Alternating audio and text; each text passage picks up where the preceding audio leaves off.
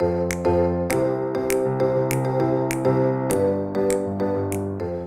morning, would be doctors. How is the Josh? Hi, good, good. So, would be doctors, this is our fourth class of physics crash course. तो मैंने जैसे आपको बताया कि 2 महीने में आपको हर टॉपिक की थ्योरी डिस्कस करूंगा और जितने भी आपके पास नीट AIPMT CBSE PMT के जो लास्ट 20 ईयर्स के क्वेश्चन हैं उन टॉपिक के मैं क्वेश्चन भी आपके साथ डिस्कस करूंगा। तो लास्ट लेक्चर में मैंने आपके साथ वेक्टर्स की थ्योरी और वेक्टर्स के क्वेश्चन मैंने डिस्कस किए हैं। तो आज मैं आपके साथ प्रोजेक्टाइल की पहले थ्योरी डिस्कस करूंगा। अगर हमारे पास समय हुआ तो हम उसके क्वेश्चन भी लास्ट ईयर के डिस्कस करेंगे। क्लियर? तो वुड बी डॉक्टर्स, जैसे मैंने आपको बताया था कि ये मेरी सारी क्लासेस इस राष्ट्र को समर्पित है, PM केयर को समर्पित हैं। तो आज का लेक्चर शुरू करने से पहले हम शांति पाठ करेंगे। ओम द्यो शांतिरंतरिक्ष शांति पृथ्वी शांतिराप शांति विश्वरोषध्या शांति वंशपते शांति विश्वदेवा शांति ब्रह्मा शांति शव शांति शांति रेवा शांति श्याम शांति रेदि ओम शांति शांति शांति। वुड बी डॉक्टर्स, आज मैं आपके साथ प्रोजेक्टाइल डिस्कस करूंगा। What is this projectile? Projectile क्या है? It is nothing, it is an example of 2 dimensional motion and we can say that this projectile motion is nothing, it is a combination of 2 independent motions. One is along the horizontal direction, another is in the vertical direction.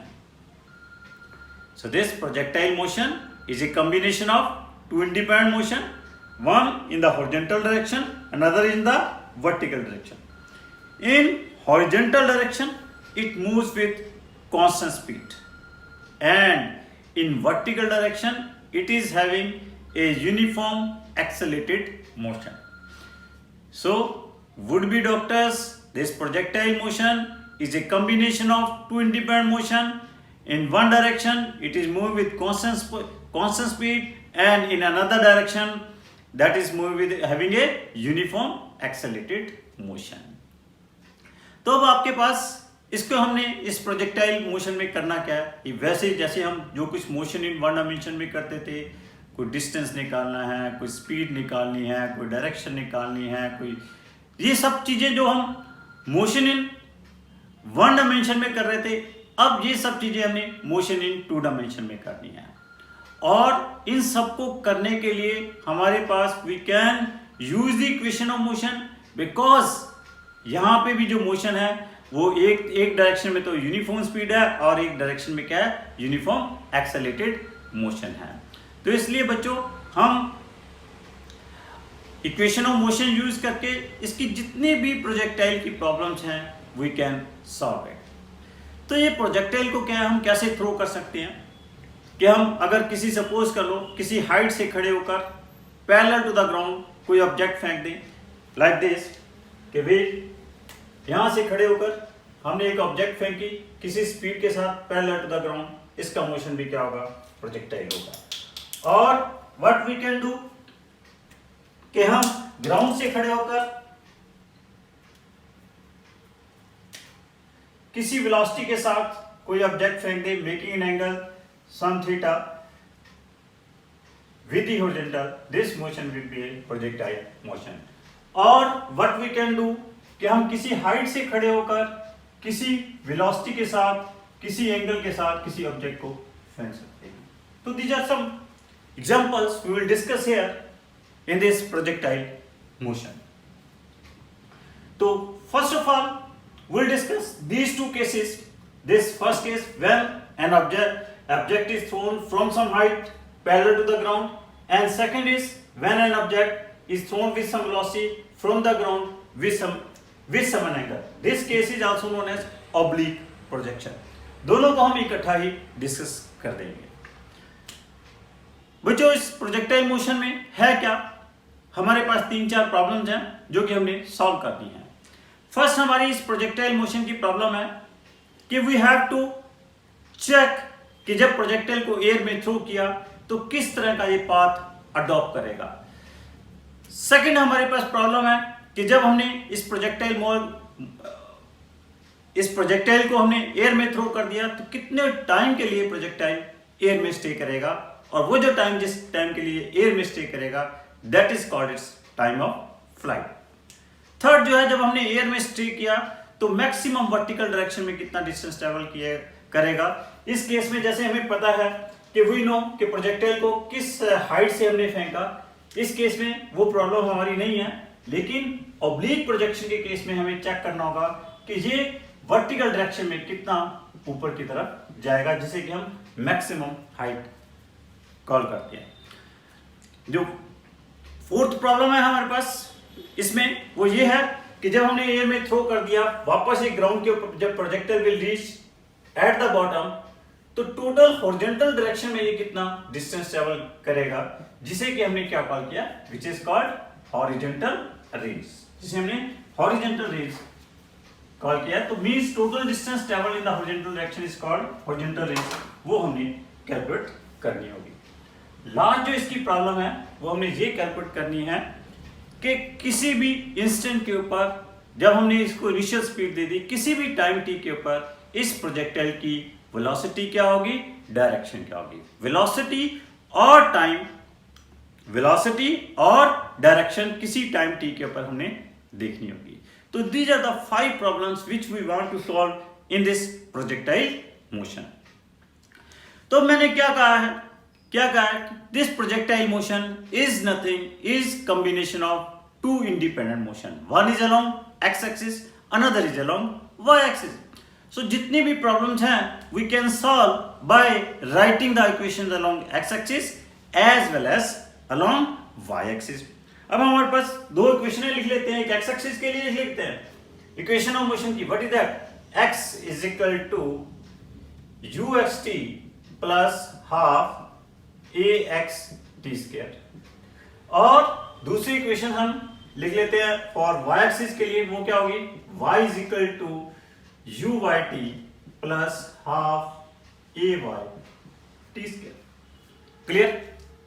Now what is here, ux and uy, these are the initial velocity along x axis and y axis, ax and ay, or these are the accelerations along x axis and y axis respectively.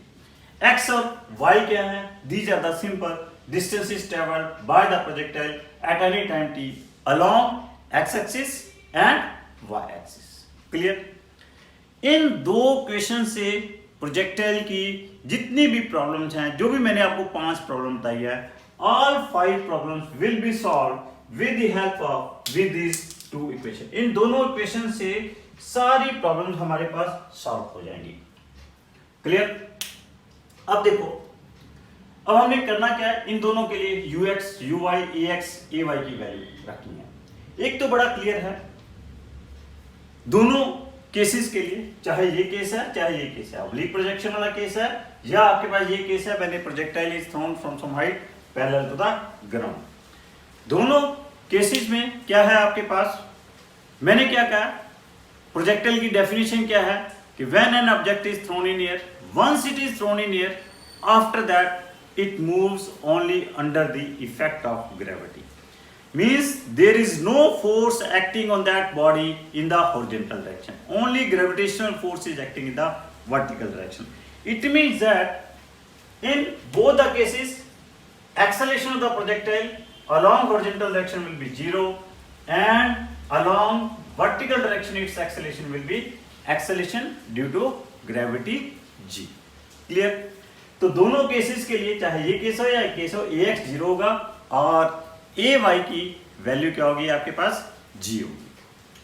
अब जैसे इस case में क्या है, when a projectile, इसमें क्या है कि suppose an object is thrown और projectile is thrown from height h with velocity u parallel to the ground. It means that इस केस में प्रोजेक्टाइल की जो initial velocity in the horizontal direction क्या होगी, u। वर्टिकल डायरेक्शन में initial velocity क्या हो जाएगी इसकी, 0। क्लियर? तो in first case ux will be u, uy will be equal to 0, and here in this case its initial velocity in horizontal direction ux क्या होगी, that is equal to u cos theta, और vertical direction में इसकी initial velocity क्या होगी, uy, that is equal to u sin theta। Clear? अब हमारे पास क्या हो गया, ux की वैल्यू पता चल गई, uy की वैल्यू पता चल गई, ax की वैल्यू पता चल गई, ay की वैल्यू पता चल गई, दोनों केसेस के लिए। तो दोनों केसेस के लिए हम ये दोनों वैल्यू सब्स्टिट्यूट कर दें तो आपके पास इक्वेशन नंबर 1 और 2 क्या बन जाएगी। केस फर्स्ट के लिए 1 और 2 क्या बन जाएगी, x इज इक्वल टू क्या बन जाएगा, ut बन जाएगा, क्योंकि फर्स्ट केस के लिए ux क्या है u, ax क्या है 0, तो x क्या बन जाएगा ut, y क्या बन जाएगा, uy क्या है 0, ay क्या है g, तो y क्या बन जाएगा आपके पास, y इज इक्वल टू बन जाएगा half gt square. This is for this case. और इस केस के लिए इक्वेशन नंबर 1 और 2 क्या बन जाएंगी, क्योंकि ux की वैल्यू क्या है, u cos थीटा, दोनों केसेस के लिए ax की वैल्यू क्या है 0, सो x की वैल्यू क्या बन जाएगी, u cos theta into t, y की वैल्यू क्या बन जाएगी, uy क्या है u sin थीटा, ay यहाँ पे क्या लेंगे माइनस g, क्योंकि ऊपर की तरफ जाते हैं तो एक्सेलरेशन क्या लेते हैं, नेगेटिव लेते हैं, तो y क्या बन जाएगा, that is equal to u sin theta into t minus half G T square. Clear? तो इनको हम कॉल कर लें, इसे इक्वेशन नंबर 3 कॉल कर लें, इसे इक्वेशन नंबर 4 कॉल कर लें, इसे इक्वेशन नंबर 5 कॉल कर लें, इसे इक्वेशन नंबर 6 कॉल कर लें। ये हमारे पास 3 और 4 जो है इक्वेशन जो है that is for a case first, और 5 और 6 जो है आपके पास जो इक्वेशन है that is for a case 2, case second के लिए। क्लियर? नाउ अब हमने एक एक करके ये 3, 4 एंड 5, 6 से केस फर्स्ट और केस सेकंड की दोनों प्रॉब्लम्स हम सॉल्व, सारी पांचों की पांचों प्रॉब्लम हम सॉल्व कर देंगे। पहली हमारे पास क्या प्रॉब्लम है, पहले हम केस फर्स्ट की ही प्रॉब्लम सॉल्व करते हैं। ठीक हो गया? केस फर्स्ट के केस में पहले सबसे पहले हमने क्या करना है, क्या हमने कैलकुलेट करना है, मैंने क्या कहा प्रोजेक्टाइल की पहली क्या प्रॉब्लम है कि जब हमने इसको एयर में थ्रो कर दिया तो ये प्रोजेक्टाइल किस तरह का पाथ अडॉप्ट करेगा, जिसे हम क्या कहते हैं, that is called shape of trajectory. इसकी शेप ऑफ ट्रेजेक्ट्री क्या होगी, सबसे पहले हमने वो सॉल्व करनी है। तो शेप ऑफ ट्रेजेक्ट्री बेटे बच्चों कहीं पे भी आ जाए, कहीं पे भी 2 डायमेंशनल 3 डायमेंशनल मोशन में शेप, उसके ट्रेजेक्ट्री की शेप कैलकुलेट करनी हो तो शेप कैलकुलेट करने के लिए क्या करते हैं हम, उसने जो एक्स एक्सिस वाई एक्सिस के अलोंग जो डिस्टेंसेस ट्रैवल किए हैं, या स्पेस में है X axis Y axis Z axis के अलोंग डिस्टेंसेस जो ट्रैवल किए हैं, उन डिस्टेंसेस में रिलेशन निकाल लेते हैं। तो उस रिलेशन से हमें क्या पता चल जाता है कि उस ट्रेजेक्ट्री की ये शेप होगी। जैसे फॉर एग्जांपल आपके पास 2 डायमेंशनल मोशन है, 2 डायमेंशनल मोशन में आपके पास क्या होता है, y क्या है, x का क्वाड्रेटिक फंक्शन आ जाता है, y directly proportional to x square आ जाता है। तो उस केस में हम कहते हैं इस ट्रेजेक्ट्री की जो शेप है वो क्या होगी, पैराबोलिक होगी। अगर आपके पास x और y में इस तरह का रिलेशन आ जाए, x square upon a square plus y square upon b square is equal to 1, where a and b are constants, then we can say कि shape of the trajectory will be elliptical। अगर इस ellipse में a is equal to b आ जाए, then its equation becomes x square plus y square is equal to a square, then we'll say shape of the trajectory will be circular। अगर ये इस तरह का x और y में relation आ जाए, x square upon a square minus y square upon b square is equal to 1, तब हम कहते हैं shape of the trajectory will be hyperbolic। तो मतलब शेप ऑफ द ट्रेजेक्टरी, अगर और एक्स और वाई में क्या है डायरेक्ट रिलेशन आ जाए, x is y is directly proportional to x आ जाए, तब हम कहते हैं shape of the trajectory will be inclined straight line. तो मोस्टली हम ये चार ही शेप डिस्कस करते हैं, क्या इंक्लाइंड स्ट्रेट लाइन होगी, या पैराबोलिक होगी, या एलिप्टिकल होगी, या हाइपरबोलिक होगी। तो इंक्लाइंड स्ट्रेट लाइन के लिए वाई और एक्स में डायरेक्टली रिलेशन होना चाहिए, पैराबोलिक में वाई और एक्स में क्वाड्रेटिक रिलेशन होना चाहिए, एलिप्टिकल के लिए एक्स और वाई में रिलेशन क्या होता है, X square upon A square plus Y square upon B square equal to 1 होना चाहिए। सर्कुलर के लिए यहाँ पे ए और बी क्या होना चाहिए, इक्वल होने चाहिए, तो X square plus Y square equal to 1 बन जाता है। अगर हाइपरबोलिक है तो X square upon A square minus Y square upon B square equal to 1 होगा। तो ये आपके पास मेथड है to calculate the shape of the trajectory, मतलब उसके एक्स और वाई कोऑर्डिनेट में रिलेशन निकालना है। तो अब हम क्या करेंगे, इक्वेशन नंबर, जैसे केस फर्स्ट की इक्वेशन ऑफ ट्रेजेक्टरी निकालनी है, तो 3 और 4 के हम क्या करेंगे, एक्स और वाई कोऑर्डिनेट में रिलेशन निकालेंगे। एक्स और वाई में रिलेशन निकालने के लिए हम 3 और 4 में से t को एलिमिनेट करेंगे। 3 और 4 को एलिमिनेट करने के लिए हम इक्वेशन नंबर 3 से t की वैल्यू निकालेंगे। इक्वेशन नंबर 3 से t की वैल्यू क्या आ जाएगी, x/u। इसको हम कहां पे सब्स्टिट्यूट कर देंगे, इक्वेशन नंबर 4 में। तो इक्वेशन नंबर 4 में जब t की वैल्यू x/u सब्स्टिट्यूट करेंगे तो आपके पास इक्वेशन नंबर 4 क्या बन जाएगी, y is equal to half g x square by u square. Call it as equation number 7। So y is equal to half g x square upon u square. This is called, equation number 7 is called equation of trajectory, and from this equation of trajectory it is very clear that if y is the quadratic function of x, so as y is the quadratic function of x, the relation between y so shape of this equation of trajectory will be parabolic. Clear? First problem solve होगी।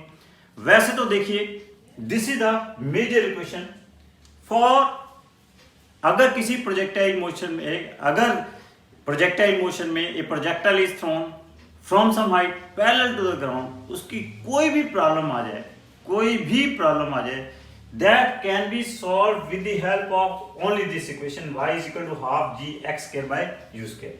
Suppose करो इसकी हमने range ही निकालनी है, इस केस first की रेंज ही निकालनी है। रेंज क्या होगी, रेंज क्या होगी, जब हमारे पास range is when x is equal to r, और जब प्रोजेक्टाइल यहां पहुंच जाएगा x इक्वल टू r बन जाएगा, तो उस समय y की वैल्यू क्या बन जाएगी, h बन जाएगी।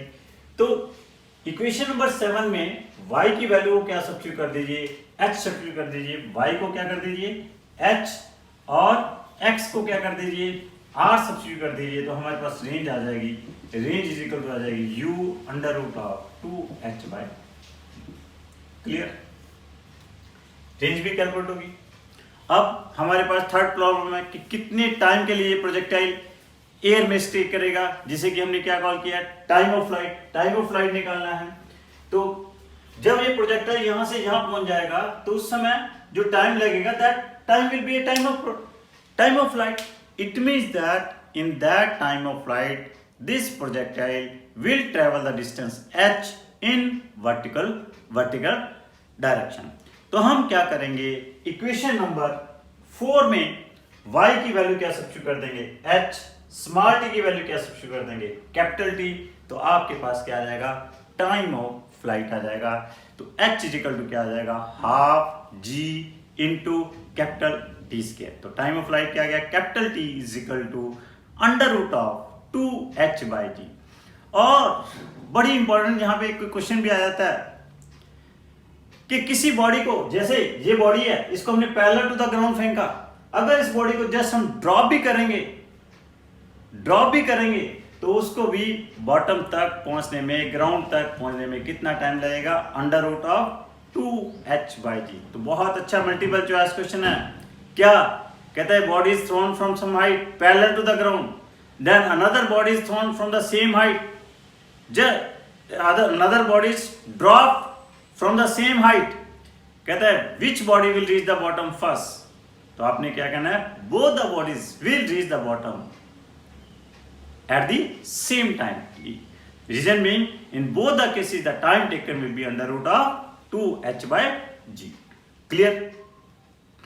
नेक्स्ट हमारे पास लास्ट इसकी जो प्रॉब्लम है वो हमने क्या कैलकुलेट करनी है, velocity of the projectile at any instant. Suppose कर लो किसी भी इंस्टेंट के ऊपर प्रोजेक्टाइल की वेलोसिटी क्या है, ये है।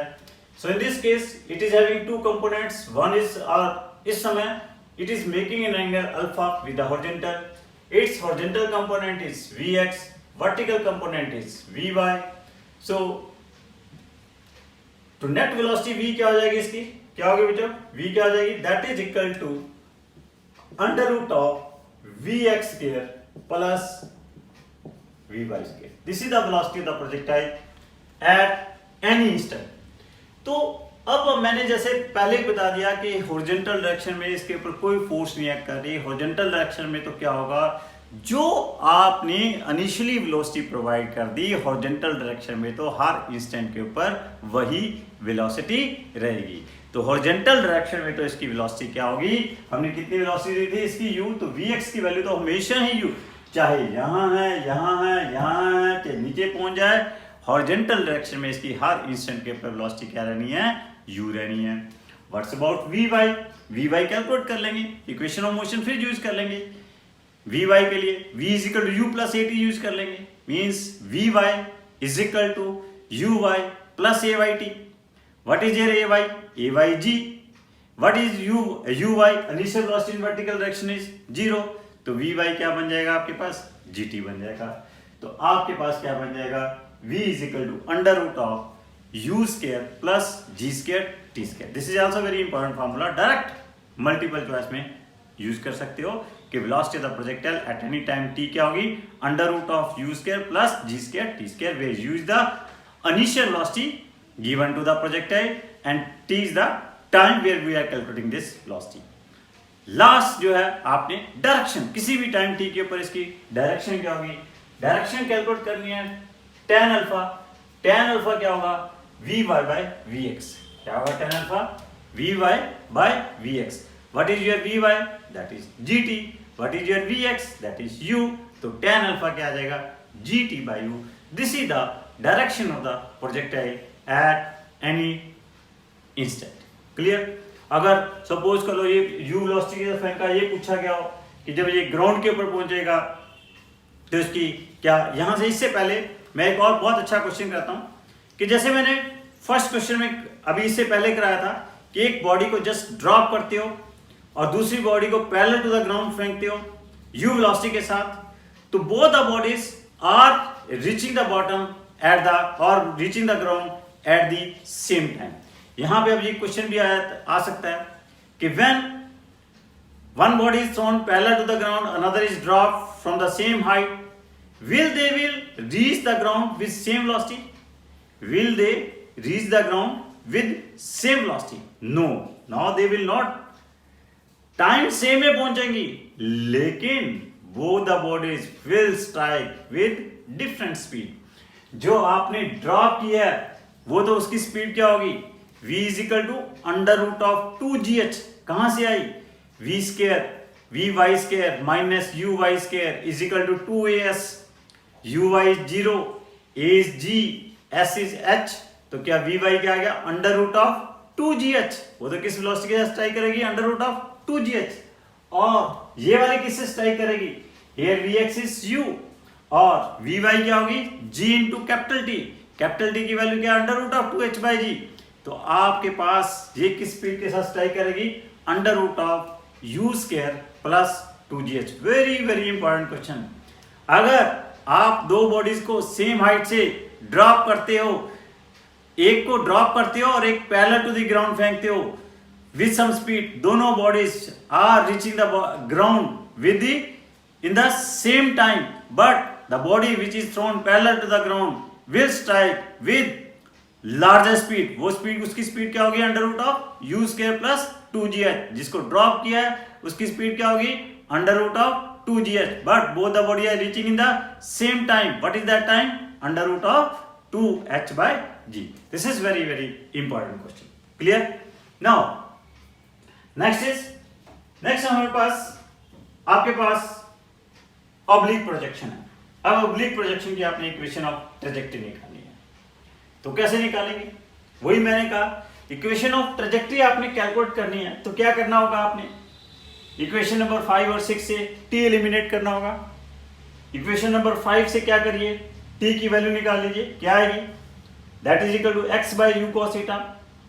तो just substitute in equation number 6, तो क्या बन जाएगा ये, y इज इक्वल टू क्या बन जाएगा, x tan theta minus half g x square upon u square cos square theta. This is an equation of trajectory, y is equal to x tan theta minus half g x square upon u square cos square theta. Here also y is the quadratic function of x. So path adopted by this in this oblique projection is also in parabolic shape.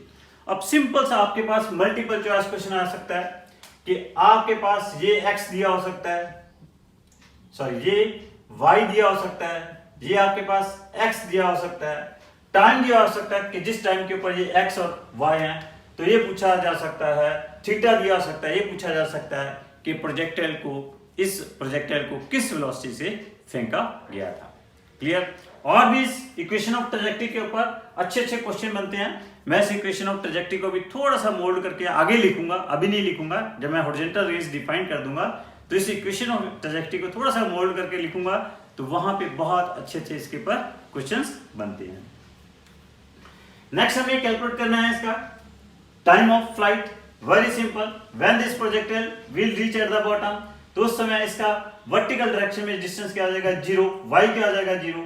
तो y 0 होने में जो time लगा that time will be the time of flight. तो equation number 6 में y की value 0 substitute कर दीजिए, स्मॉल की वैल्यू कैपिटल T सब्स्टिट्यूट करेंगे तो आपके पास टाइम ऑफ फ्लाइट आ जाएगा। तो टाइम ऑफ फ्लाइट क्या आ जाएगा, that is equal to 2u sin theta by g, जिसे कि हम क्या लिख सकते हैं, 2uy बाय g आल्सो भी लिख सकते हैं। अब देखिए प्रोजेक्टाइल को इस ग्राउंड से मैक्सिमम हाइट तक, it is a point of maximum height, maximum height तक पहुंचने में मींस A से B तक पहुंचने में जो टाइम लगता है वही टाइम क्या होगा, इसको मैक्सिमम हाइट से ग्राउंड तक पहुंचने में लगेगा। और इस टाइम को क्या कहते हैं, A to B वाले को time of ascent, B to C वाले को क्या कहते हैं, time of descent। So both are equal and both sum of these two times is equal to time of flight, therefore time of ascent is equal to time of descent is equal to क्या होगा, u sin theta by g होगा। Clear, time of flight हो गया। Now अब हमने calculate करनी है maximum height. Just remember when this projectile will reach at the maximum height, maximum height के ऊपर पहुंचेगा तो इसकी जो वेलोसिटी है अलोंग वर्टिकल डायरेक्शन क्या हो जाएगी, 0 हो जाएगी। At maximum height vy will be equal to 0. It is only having the velocity in horizontal direction, that is vx, और वो तो क्या होगी, ux ही होगी, और वो क्या होगी, that will be equal to u cos theta। तो मैक्सिमम हाइट के ऊपर एक बहुत अच्छा क्वेश्चन और भी आ जाता है कि when the projectile is reaching at the maximum height, उस समय वेलोसिटी और एक्सेलरेशन में एंगल क्या होगा। क्योंकि मैंने अभी बता रहा हूं कि जब प्रोजेक्टाइल मैक्सिमम हाइट के ऊपर पहुंच रहा है तो वेलोसिटी सिर्फ हॉरिजॉन्टल डायरेक्शन में होगी, एक्सेलरेशन तो हमेशा वर्टिकल डायरेक्शन में ही है। तो वेलोसिटी और एक्सेलरेशन के बीच में उस समय एंगल कितना होगा, 90 डिग्री होगा। Very important question. तो ये भी आपसे पूछ लिया जाता है कि ओब्लिक प्रोजेक्शन में किस पॉइंट के ऊपर प्रोजेक्टाइल की वेलोसिटी मिनिमम होगी। This is the point of maximum height where velocity of the projectile will be minimum. Sometimes ये भी पूछ लिया जाता है कि मैक्सिमम हाइट के कोऑर्डिनेट्स क्या होंगे। मैक्सिमम हाइट के वर्टिकल कोऑर्डिनेट y कोऑर्डिनेट क्या होगा, इसका h होगा हॉरिजॉन्टल, और x कोऑर्डिनेट होगा इसका r/2 होगा। तो मैक्सिमम हाइट के कोऑर्डिनेट्स क्या होंगे, r/2, h होंगे। Now the question is how we have to calculate the maximum height. अब जब ये मैक्सिमम हाइट में पहुंच गया तो उस समय टाइम कितना लगा मैक्सिमम हाइट तक पहुंचने में, टाइम ऑफ ascent। तो आप क्या करो, वर्टिकल डायरेक्शन की जो इक्वेशन है that is y is equal to u sin theta into t minus half gt square.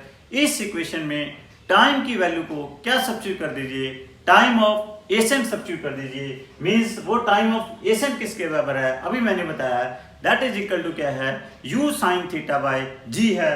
तो यहाँ पे t की value u sin theta by g substitute करोगे तो y h बन जाएगा। तो आपके पास इस मैक्सिमम हाइट की वैल्यू क्या आ जाएगी, u square sin square theta by 2g। Maximum height की वैल्यू क्या आ जाएगी, u square sin square theta by 2g, और इसे हम क्या लिख सकते हैं, uy² 2g, ऐसे भी लिख सकते हो। और मैक्सिमम हाइट कहां से कैलकुलेट की जा सकती है, it can be calculated by the equation vy² minus uy² is equal to 2as। जब मैक्सिमम हाइट के ऊपर पहुंच गया, vy क्या हो गया, 0 हो गया, uy क्या हो गया, u sin थीटा हो गया, ay क्या है, माइनस g है, और वो s क्या है, that is equal to capital H है। तो वहां से भी कैपिटल H की वैल्यू क्या आ जाएगी, u² sin² theta by 2g। तो वहां से भी आपके पास मैक्सिमम हाइट कैलकुलेट की जा सकती है। नेक्स्ट प्रॉब्लम है हॉरिजॉन्टल रेंज। तो हॉरिजॉन्टल रेंज और आपके पास है equation of velocity of the projectile at any instant, जो है वो मैं आपको नेक्स्ट लेक्चर में आपके साथ डिस्कस करूंगा। बहुत ही इंपॉर्टेंट है, उसके ऊपर छोटे छोटे क्वेश्चन भी बहुत अच्छे बनते हैं, तो मैं कल आपके साथ वो कंटिन्यू रखूंगा। Thank you very much, would be doctors. सो हारेगा कोरोना, जीतेगा India. Stay at home, stay safe. Thank you.